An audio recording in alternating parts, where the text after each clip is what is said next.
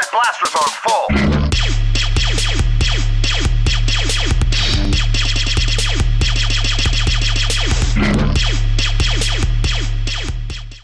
What's up, guys? Gripe here with another review. Today we're going to check out the Star Wars Battle Droid figure from SH Figuarts.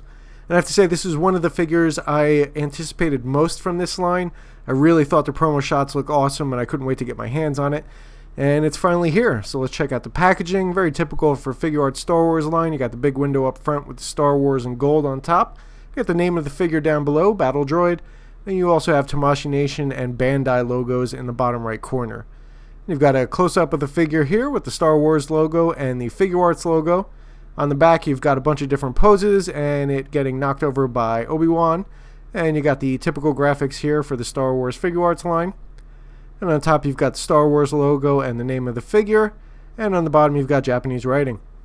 So now check out the accessories that come with the figure. And it does come with two accessories, including this awesome E5 blaster rifle. And this is a really nicely detailed rifle. I love the sculpt on it. It's also got a really nice paint. It's almost like a metal flecked gunmetal gray, as well as some silver accents there in the middle, front and back. And one of the nice features about this is there's a little peg here on the backpack of the droid. And it is a little tough to get out. You got to really use your nail to get it out. And once you pop it out, it goes all the way out. And the gun rests on there. You insert the peg inside the handle here. Just give it a little push forward and it locks fairly well in place. You can see there's a notch there and that's where the trigger of the gun goes. And that'll hold it pretty firmly in place. You also get these antennas, the extended antennas that go on the backpack of the droid. And they are soft plastic, very soft plastic, so there's no worry of them breaking. They have a nice silver and beige paint applied to it, as well as the wash that's on the rest of the droid. And the other ones just pop right out. There's a square peg that slots into that hole there. You just pop them in and there you go. And that's a nice little accessory. Alright, so now check out the sculpt and paint of the figure itself, and this is a really nicely detailed sculpt and paint on this figure. Everything came out really nice. It looks great. Looks just like the movies. And there's only one issue on the entire paint job that I found, and that is on the right eye here. You can see there's a little bit of bleeding on that black. You can see on that side it's perfect, but that's really the only issue I found on the entire figure. You can see all these lines are nicely sculpted in here. Anything you see on the figure is actually sculpted into it. It's not just painted. And that's one of the things I really like about Figuarts, and especially this figure. I also like the battle damage they added. Some weathering and battle damage effects all over this droid. It's very subtle, but it looks really nicely done. And again, a lot of just great sculpted details. The paint on the pistons, on the arms, and on this waist area looks really good. Same with the cylinders here on the hips. There's also some really great details with the washes all over the legs. Really not much on the bottom of the foot, unfortunately, but you don't really need it. Again, everything else is really nicely done. And that's all sculpted, and there's a wash applied over top, so you really make those lines stand out. You can see some of the battle damage here on the chest. And again, just everything is just pretty much perfect. Really no issues with sculpt or paint on this figure.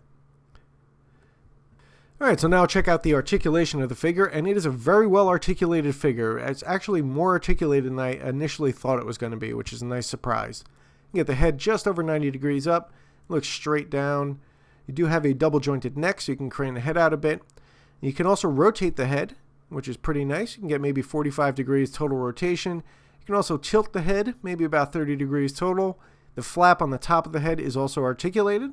That goes up and down.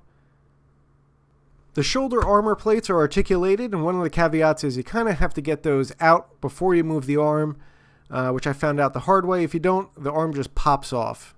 So that can be a little bit annoying and frustrating until you realize you just have to raise those up and then move the arm as you want it. And the arms do extend about 90 degrees straight out, which is fairly good. You do get full rotation around the shoulder socket, which is to be expected.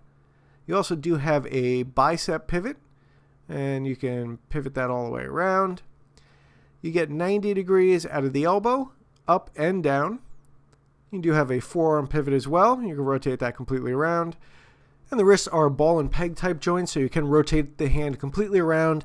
And you do have range of motion in every angle, which is nice. The thumb itself is also on a ball joint, so you can get that, again, in any direction you want. And that really helps to grip the guns.